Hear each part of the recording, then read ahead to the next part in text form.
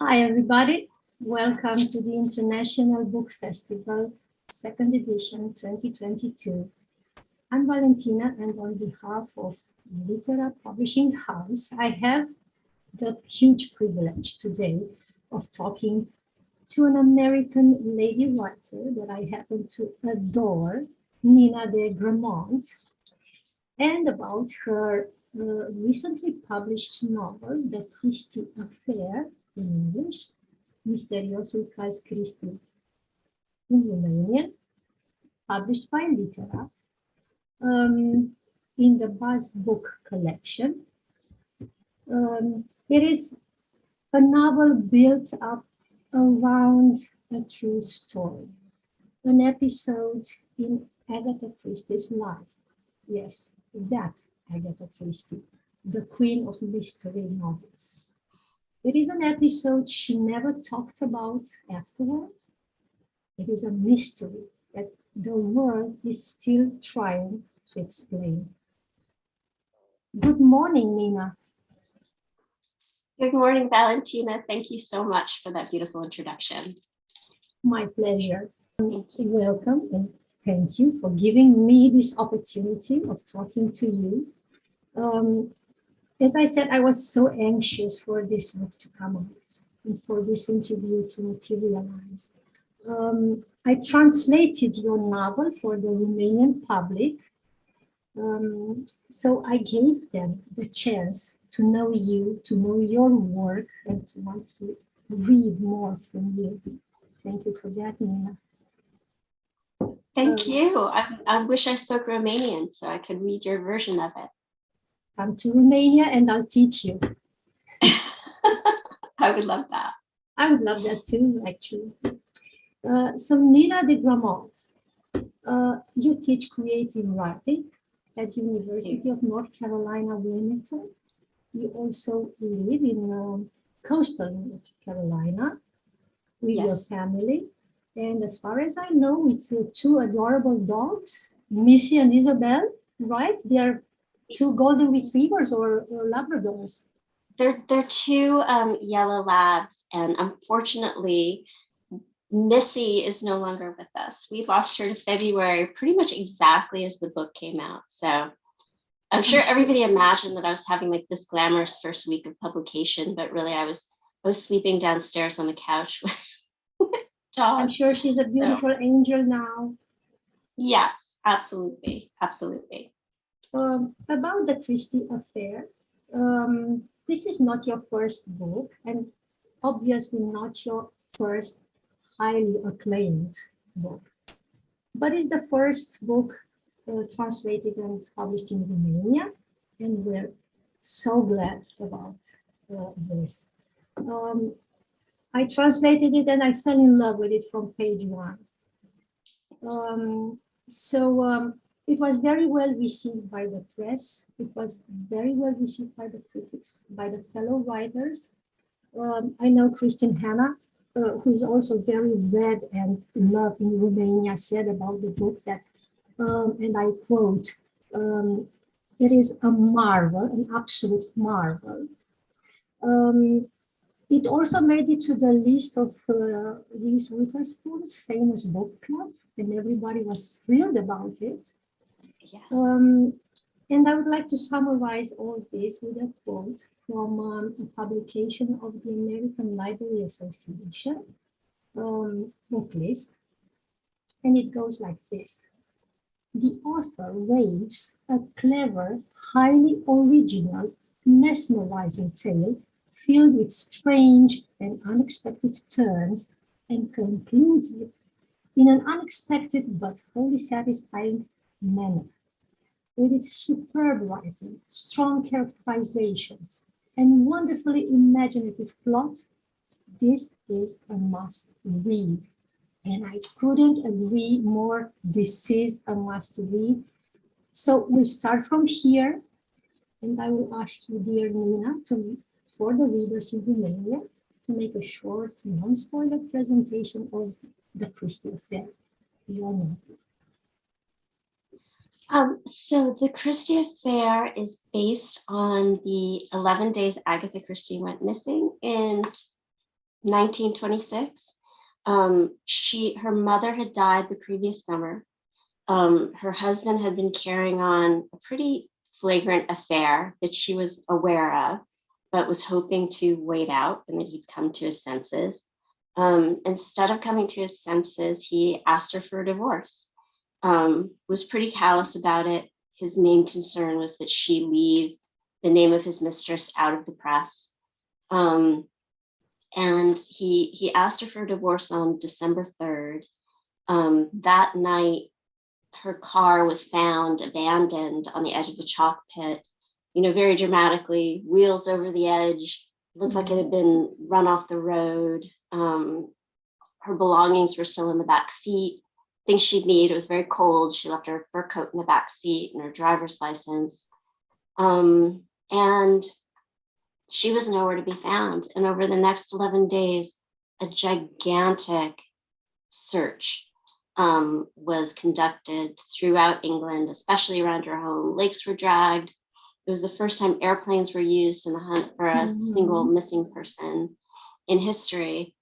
And it also, unfortunately for her, must have been a slow news week internationally, because she was not, at this point, she was 36 years old. She was not particularly famous. Her career, she had just published her first book with a major publishing house. It was her sixth book, but the 5 previous ones were with a smaller press. And suddenly she was the headline in countries around the world. And she was found finally in a spa in Yorkshire. And when I read about this incident, the thing that really kind of crystallized it as a novel for me was that she had registered at the hotel using the last name of her husband's mistress. As I said, I cannot stress enough what a brilliant novel this is, really, and I mean it. I really, really mean it. It's a beautiful mix of historical fiction and romance, full of twists and turns and murders, of course. When I said good morning, Nina, earlier, I almost said good morning, Agatha, because in my humble opinion, it is exactly as thrilling as an Agatha Christie novel, really. For me, it really follows the patterns of an Agatha Christie novel. It's brilliant. I immersed myself in the story while translating it, and I hope the readers will do that too and read it as avidly as I myself did. I think it was a serendipity moment when you decided to create this novel around this true story. And the question would be, what piqued your interest in this story? The fact that it was something never heard of, all the headlines?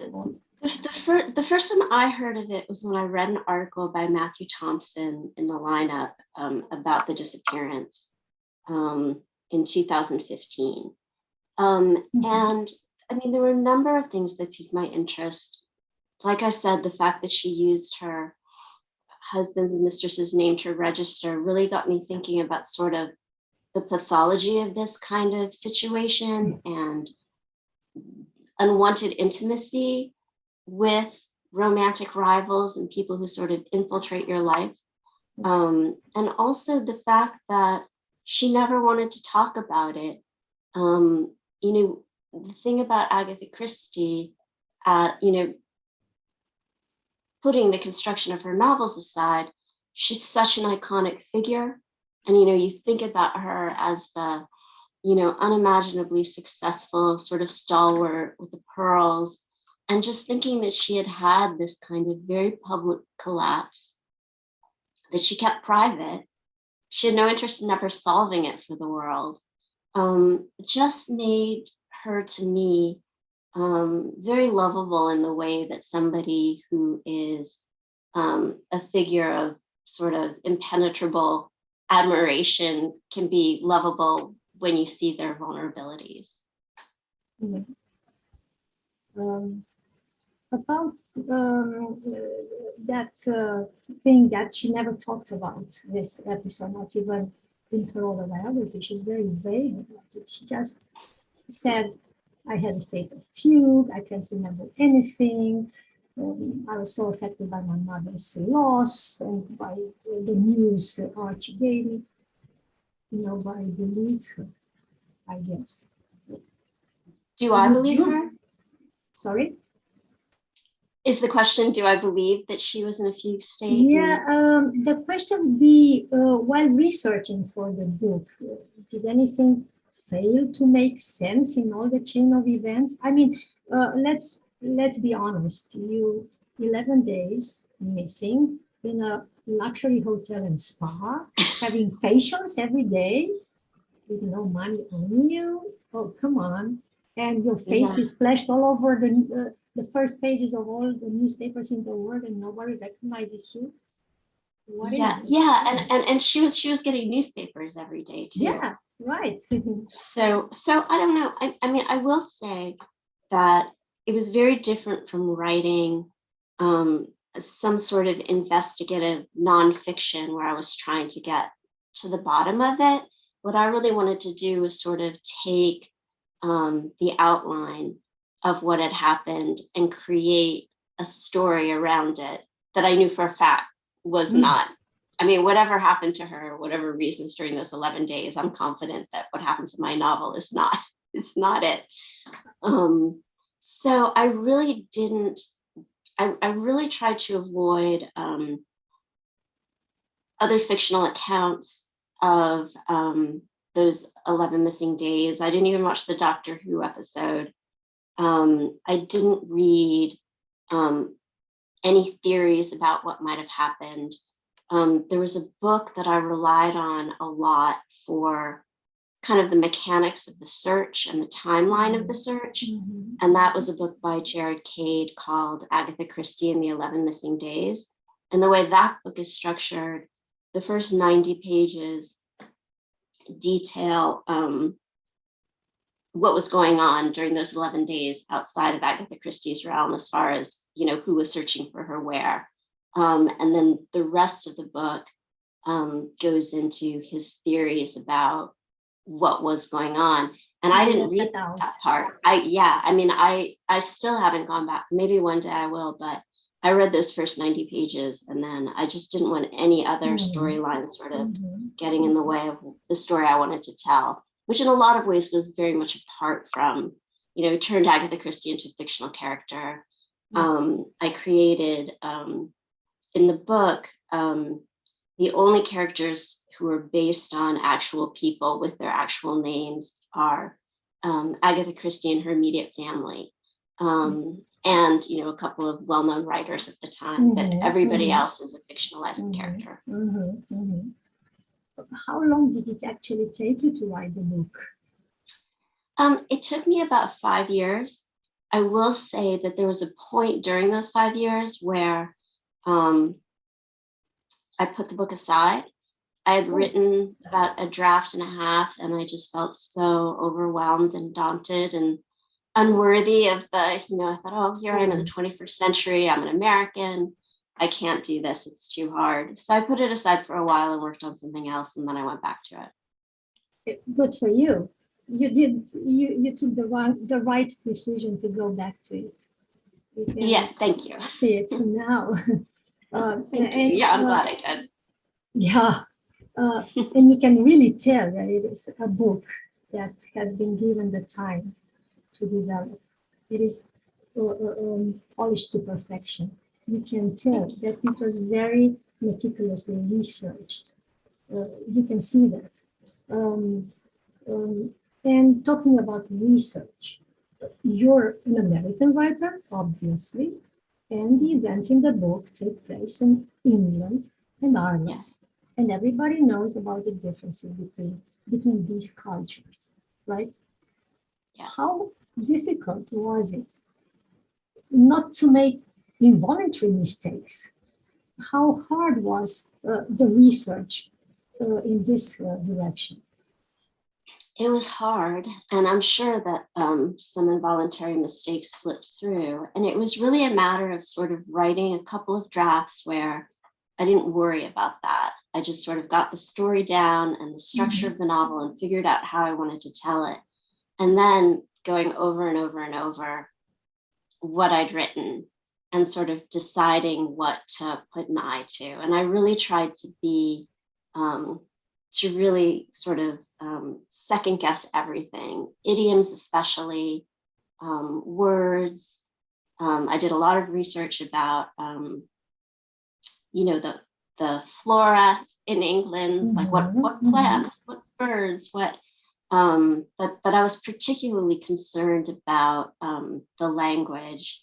And it was just a matter of researching, double checking. It certainly helped that the book sold in England. So then suddenly I had, and you know, you make little mistakes as an American, or, you know, anybody writing about a different culture that you would never think of. I remember in an early version, I had Nan walking a few blocks, which is what we say in, you know, in America, our cities are built on grids. So, you know, it's a very common usage in terms of a measurement of length.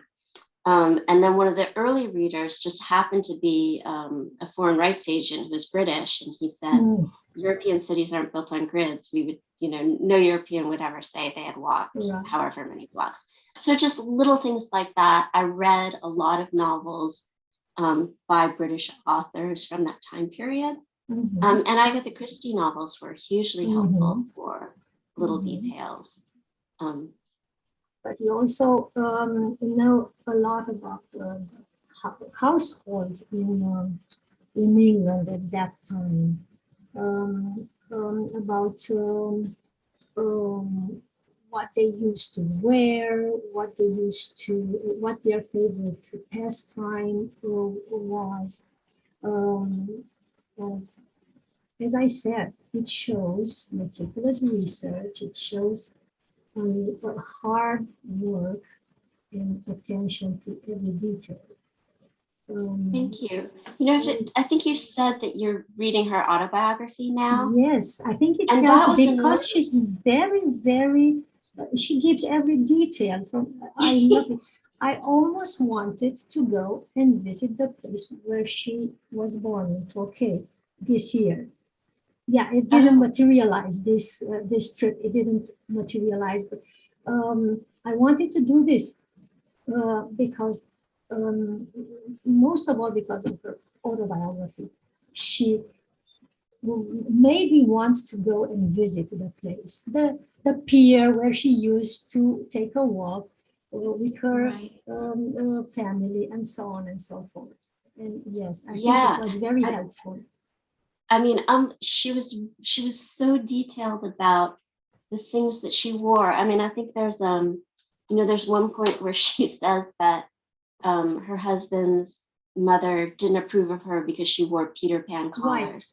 And she's also really specific about the household staff and just things that sort of going into the book, I thought, oh, you know, I have no idea what kind of household staff a person of that rank and financial status would have in England in 1920s. And then lo and behold, there's her autobiography saying, oh, at this house we had a maid and we had a cook and she was married to the butler, and just outlined perfectly. So that was hugely helpful.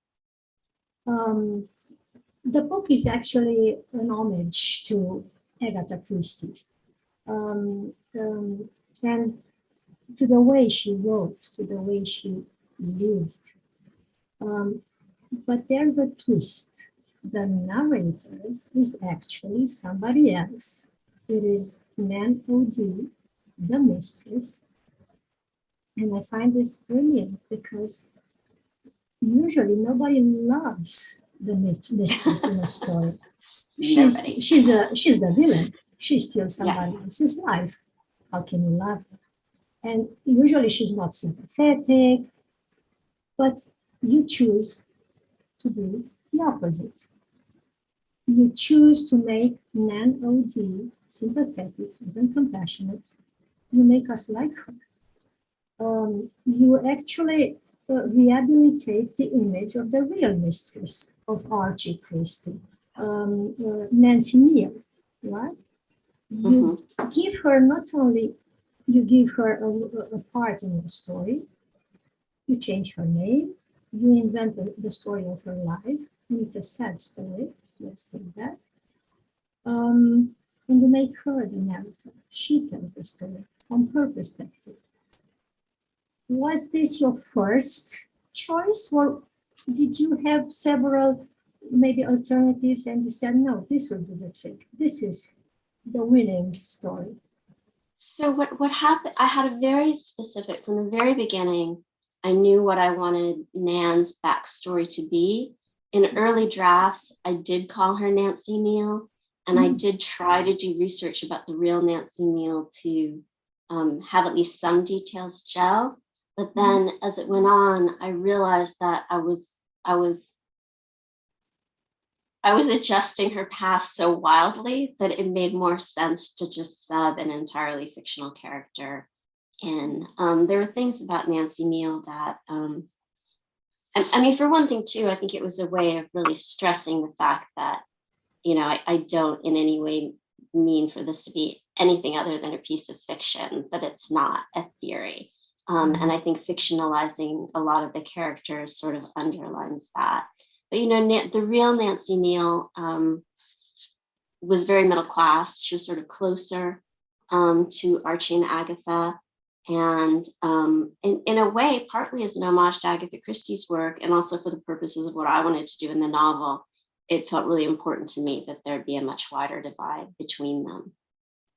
Them two. Yes, between Agatha and Nan. Yes. Inventing Nan O.D., you also bring into the spotlight a very sad part of the society at the beginning of the 19th century. It is the situation of young unmarried girls, middle class girls, who accidentally got pregnant and who had very few choices afterwards. They could either get married, and that the chances were weak, or they could get an abortion, and that was pretty dangerous. They could commit suicide, and a lot of them did just that. Or they went to a convent, gave birth to their children over there, and then they gave their children to adoption. While writing about all the events in Nan's sad story, and by the way, it's very sad, and it moved me a lot, because in communist Romania, a while ago, we had the same situation. Abortion was forbidden, and a lot of girls, young girls, were butchered, or their lives were changed for the bad forever. So this story, for me personally, was very sad, very moving. And you do a great job with Nan's story in your novel. Thank you. What made you do this? What made you give Nan this path in life? So there is a wonderful documentary that's specifically about the Mary Magdalene homes in Ireland during the 20th century. And you know, the Magdalene homes were places where women were essentially incarcerated for nothing. You know, they'd go there after they'd had a baby out of wedlock, or if they were considered too flirtatious or too pretty, or, you know, had the bad luck of being molested by a family member and made the mistake of telling a priest. So this documentary is called Sex in a Cold Climate. And I watched it years ago, and you know, they interviewed 4 women, and one woman in particular, her story really moved me. And I don't want to talk too much about it because it would give away key points in the book, but it's just one of those things that really stayed with me, particularly as a mother. And I, you know, as a teacher, I've used it in class. There have been times where I've had, like these 20-year-old students sort of imagining what it would be like to be a mother separated from their child. Yeah. And to tell them how they got it wrong, I've showed them this interview with this woman. So that had always stayed in my mind. And just, to go back to what you were saying about how do you make a character whose sort of defining title, mistress, makes her immediately unlikable. I think the road for me to do that was to give her a past and a history and a motivation that would be inherently sympathetic, especially to women. So, you have somebody who has the title mistress that's inherently causes the hackles on women's neck to go up. And then you have these motivations that make, I think any mother sort of empathize with her. Absolutely. I totally agree. Another perspective you tell the story through is that of a man, Detective Frank Chilton. He's recently retired after coming wounded from the Great War, divorced, living with his mom, not a happy life. He's one of the many forces involved in the searching actions. He suffers, I guess, from what we would call today PTSD. He's depressive. His life has no meaning for him, not anymore. While translating about him, I could not help but attaching Dustin Hoffman's face to your character.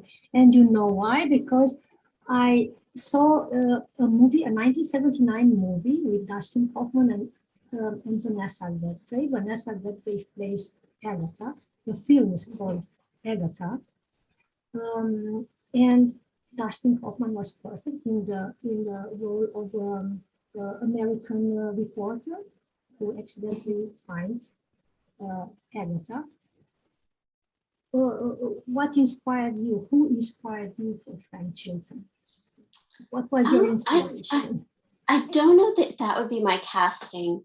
I will say, the interesting thing about choosing an event in history and basing a novel around it, it's not like saying, oh, I'm really interested in the 1960s in San Francisco, so I'm going to write a novel that takes place there.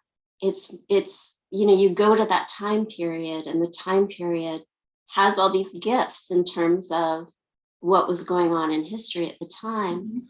And I was thinking about your question about what inspired me to give Nan the backstory that I did. And I think as a writer, you come to your own work with sort of a collection of other art that's inspired you along the way. And one of the sort of pivotal movies of my life is Peter Weir's Gallipoli, which is about the horrors of the First World War. And in Agatha Christie's autobiography, she writes so much of sort of the devastation during the war and after the war, this sort of horror of what came to Europe. So I really wanted to kind of imagine somebody who was a sensitive person, who had been through so much, who really had been through enough that he didn't care about the world anymore. But his mother's lost his two brothers, and he can't, so he's sort of just sticking around. He's sticking it out so he won't hurt his mother any more than she's already been hurt. I really wanted to, Archie Christie in reality in the novel was a certain breed of man who is focused on his own limited emotions and that tend to play out in terms of I'm getting what I want or I'm not getting what I want. And I really wanted to have the other men be soulful and a contrast to that. And it, you know, both Finbar, who's another character in the book, and Chilton were conduits for that effort. I think I'm trying to think of who, you know, I love Matthew Good. I think he'd be wonderful as Chilton. Right, because I was going to ask you, have you ever thought about this? Your book being turned into a movie?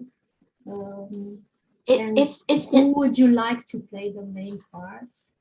so it's been optioned for a limited series. I don't know if it will get made or not. It's sort of in the works. But so my fantasy for Agatha would be either Emily Blunt or Jessica Raine, I think would also be wonderful. She starred in Called the Midwife. Right. I don't know about Nan, maybe Florence Pugh. She would be fantastic. I don't think I know her by the name. Maybe if I see her. She starred in Little Women. She Yes, played right. Amy. The new Little Women. Yes, the most recent one. Yes, the most recent. As I said, I'm sure I know her face. Yes, So. you would know her for sure if you saw her. Great, nice. You talked a bit earlier about Finbar Mahoney. He's another great male character in the book. And maybe I'm wrong, but all the time I was translating the novel, I lived under the impression, up to a point, that maybe there will be a love story between Agatha and Finbar, despite the difference of age. They are 10 years apart. But that scene where he comes with a bag of apples simply because he wanted to eat an apple, or that scene in the abandoned manor house in the middle of nowhere where they prepare together, moving in sync, breakfast under the jealous eyes of men. There's a chemistry between them. I don't know, maybe I'm wrong, but have you thought about this at a certain point in the creation process? Yeah, absolutely. And you know, Valentina, interestingly, Agatha Christie's second husband was at least 10 years younger. Yes, he was the famous archaeologist. They traveled the world together. They did.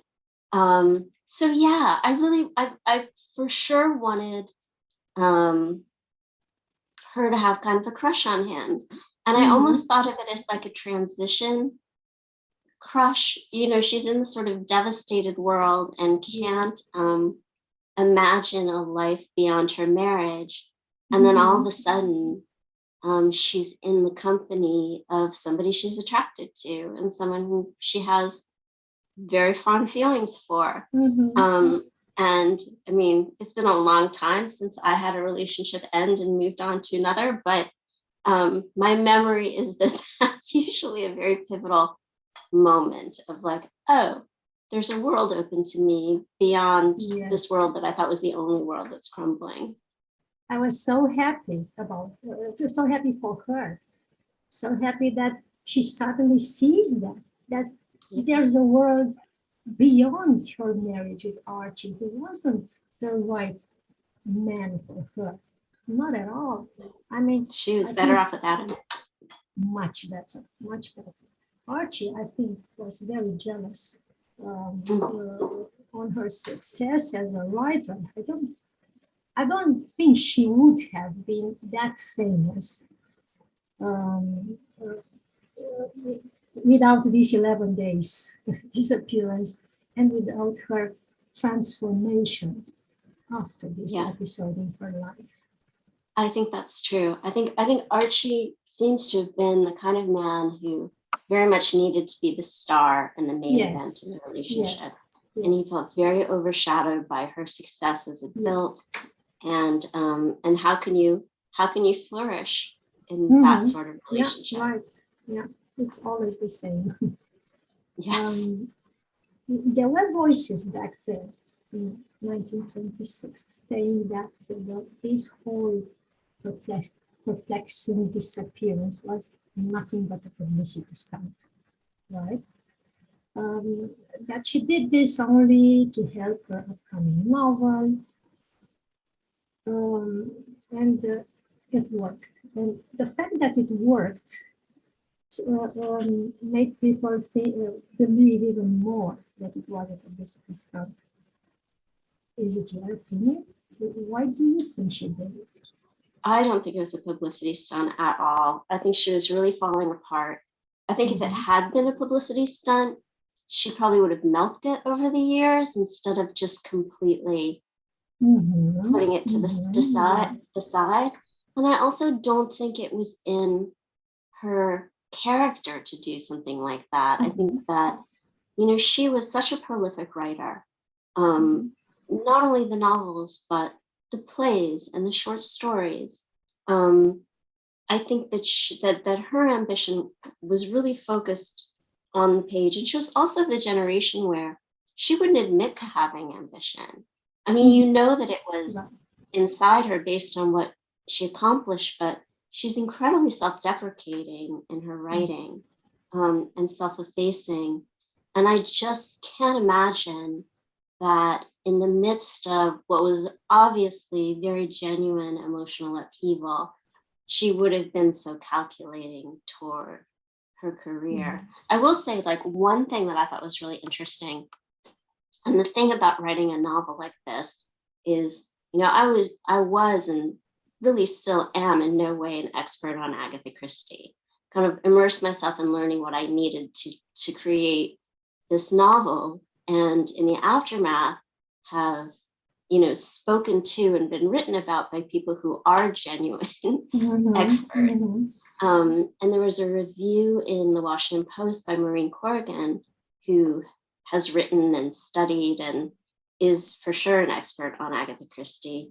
She said that her belief is that the reason Agatha Christie registered at the hotel using the last name Neal was because Archie was so adamant about keeping Nancy Neal's name out of the press that this was a way to sort of sneakily publicize her identity, which I think is really interesting. So, I mean, I think if there were any publicity seeking, my guess it was on an emotional level and not career related.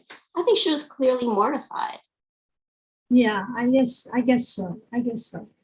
And perhaps she really suffered a state of fugue, as she said. Maybe she really was amusing. Yeah, well, who knows? As I said, the whole world is still trying to explain the mystery. And that brings us to the conclusion that her life was far more mysterious than that of the characters in her novels. Yes. She was really something, Agatha Christie. Yes.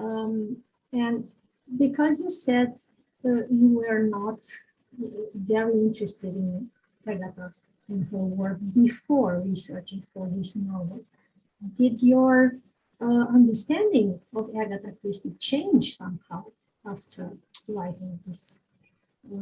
Oh my gosh. Novel? Yeah, I mean, one of the things about reading not only her novels, but her nonfiction is you really, I think that to me, she is just a phenomenally lovable human being. Yeah. She's so smart. She's so compassionate. She's so imaginative. And she has such a wonderful sense of humor. And I think you read her autobiography, which is really a lot of minutia that not a lot of writers could get away with putting on the page, but it's such a delight to read that you realize that it's not only these immersive stories that she writes that make her so enduring. It's the sort of infusion of her own sort of adorable character. And I really developed a very, which I was not expecting, sort of coming to the story, not having read her books and having preconceived notions about it. I was not expecting them to be of such high literary quality. I mean, I think that there's such wit and cleverness and such a fantastic eye for character and such skill at sort of one sentence that gives you a picture of the whole three-dimensional person. And also, you know, she had this great success. She really could have been formulaic about the novels that she put out, but she really clearly wanted to challenge herself and find different ways to tell stories in a way that was, you know, incredibly admirable. It was. It really was. So I really fell in love with her as a writer and as a character out there in the literary world. Great. And writing this book, was it fun or daunting or enlightening, maybe, or all of them together? It was all of the above. I'm really somebody who does not enjoy early drafts. Like that is the most painful part for me. I don't like writing something when I feel like it's not good or it's not working. But of course, you have to suffer through. I have to suffer through a couple of those before it gets to feel like it's of any quality. So I'd say the first couple drafts where I really didn't know what I was doing or if it would be successful were very, very hard and very, very daunting. And as I said, I reached a point where I just thought, I quit. I can't do this. There were things about it that were incredibly fun. I loved reading the Agatha Christie novels and her nonfiction. For me, once you're into drafts and you start sort of seeing ways that it might get good, that is the most fun that there is. And I really did things with this. The structure was more complicated than any I've done before.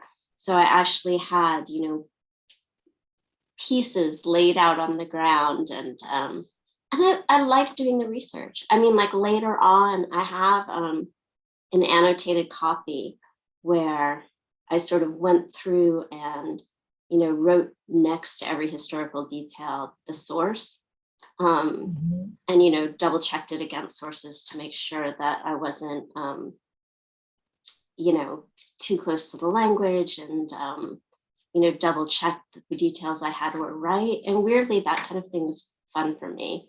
I love crossword puzzles and word games. And so at a certain point, sort of, you know, what you called meticulous, it was just like sort of a fun, obsessive checking and rechecking process that I don't know why I find that kind of thing enjoyable, but I really did.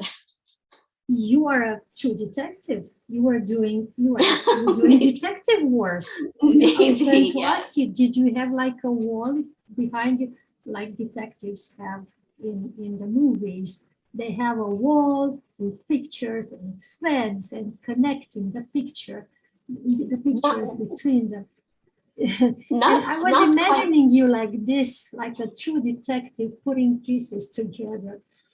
It wasn't quite that dramatic, but I did have a page for each of the days sort of above my desk. And I had a map of England from 1926 above my desk that I really relied on. I'd hoped, you know, I couldn't afford to go to England before the book was sold. And my plan was, if the book sold, I would use part of the money to travel and, you know, go to the places. Ask you if you visited the places. No, I mean, I had been to England and Ireland decades earlier when I was in school, but I felt like I should go back, and I planned to go back, but the book sold at the end of February 2020, so traveling was suddenly off the table. So I just had to sort of continue. Oh, one funny thing is, I sort of arbitrarily chose Ballycotton as the coastal place in Ireland.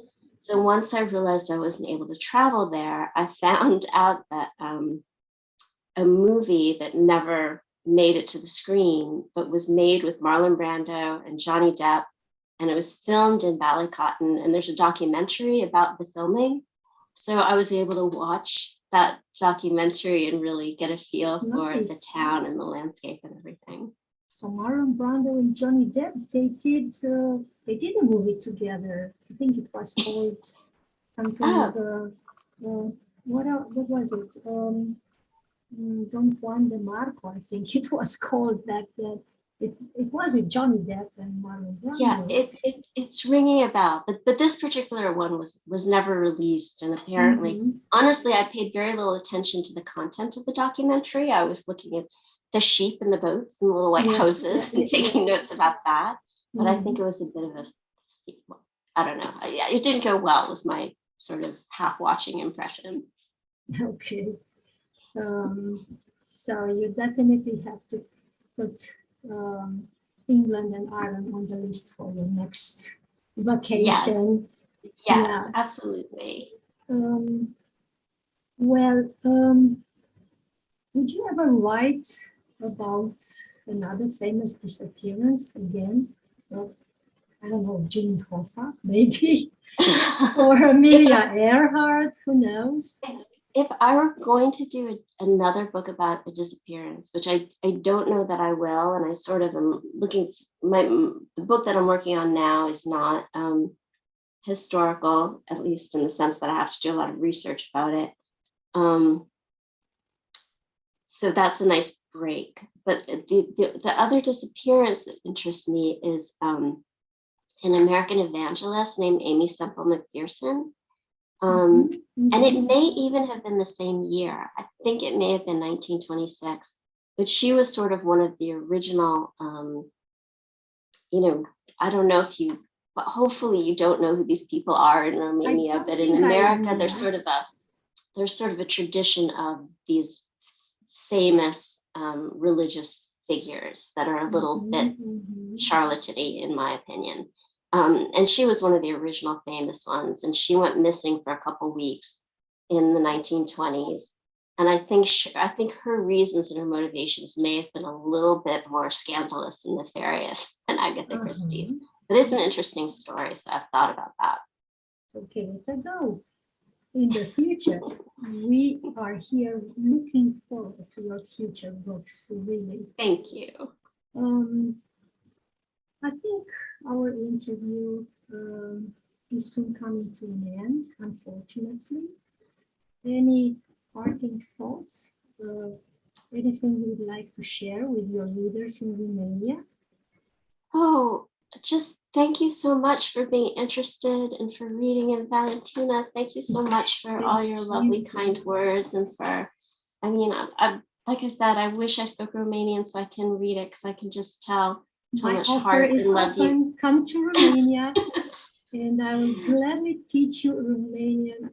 It would be very fun. Thank you. Well, I can just tell you put so much love and heart into the translation, and I appreciate it enormously. I did. I really did, because I really loved your novel, and I cannot stress it. I cannot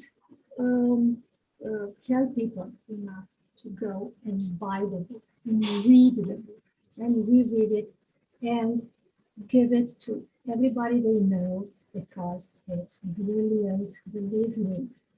And a small anecdote before we part. For this interview, the people at the publishing house, they had to send me the book. But something went wrong. It doesn't matter. I didn't have the book this morning, and I was freaking out. And I said, I called my husband and I said, go to the nearest bookstore. I will call there, tell them to book a copy aside, go and buy it for me and bring it to me, because I need it tonight. And I called the bookstore and they asked about the Christie affair. Do you have it? Oh, yes, I think I have one copy left. I'm not sure if it's still there, but I'll check. Oh, please do. Oh, yes, there's one copy left. Put it aside on my name. Don't sell it. So it's selling. Your book is selling in Romania. People love it already. And that's Thank you so much. And we sold another one today, thanks to you. So yes, yes, right. Yay. Right. So that was Nina de Gramont, ladies and gentlemen, live in an interview with us today for the International Book Festival 2022, all the way from North Carolina, USA, presenting her best-selling novel, The Christie Affair, Misteriosul Christie. You can buy the book on Litera website, buy it, read it, and recommend it to others. It is a must read. Thank you very much, Nina.